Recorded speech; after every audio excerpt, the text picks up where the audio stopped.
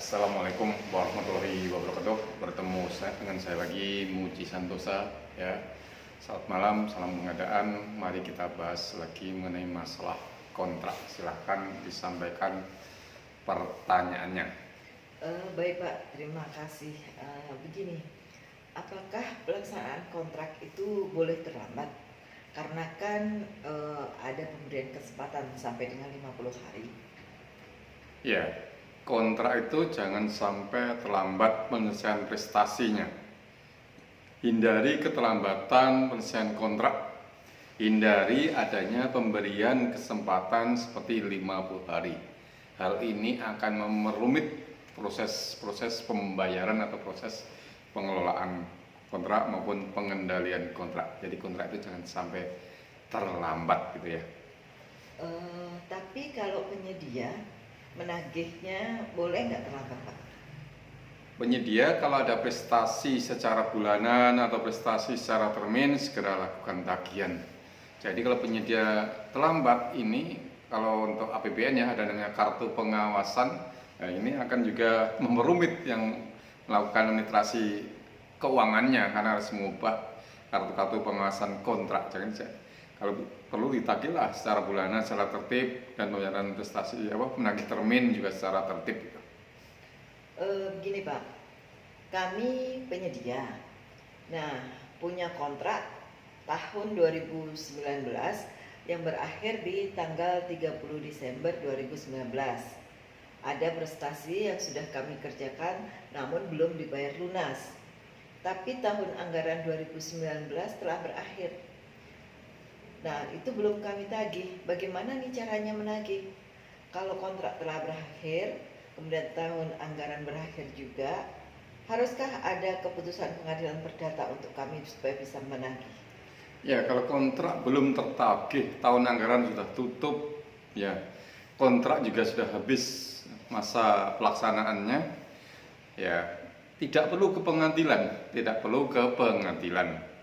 Ini ada undang-undang, yaitu Undang-Undang 1 tahun 2004. Ya, di pasal 40-nya di sana disebutkan hak tagih mengenai utang atas beban negara daerah kedaluarsanya setelah 5 tahun sejak utang tersebut jatuh tempo, kecuali pada undang-undang, yaitu pasal 40-nya ya. Selanjutnya dalam PP Peraturan Pemerintah Nomor 45 tahun 2013 yang direvisi dengan Peraturan Pemerintah Nomor 50 tahun 2018. Jadi di PP 50 tahun 2018 dikatakan di sana di pasal 76A ayat satunya ya, hak tagih mengenai tagihan atas beban kedaluarsa setelah 5 tahun sejak timbulnya hak tagih.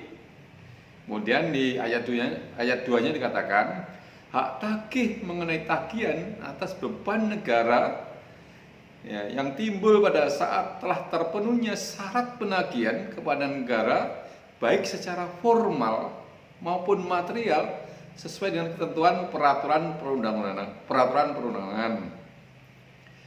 Ya, kedaluarsa ayat 3-nya ya, terjadi dalam hal tagihan atas beban negara tidak diajukan kepada negara sampai masa kedaluarsa. Jadi kalau selama 5 tahun itu nggak ditagih ya menjadi kedaluarsa.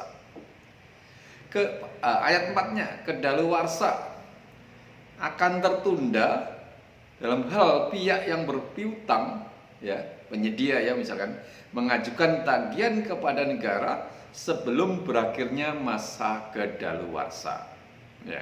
Jadi kalau rentang 5 tahun dia menagih ya tidak menjadi kedaluarsa lagi ya.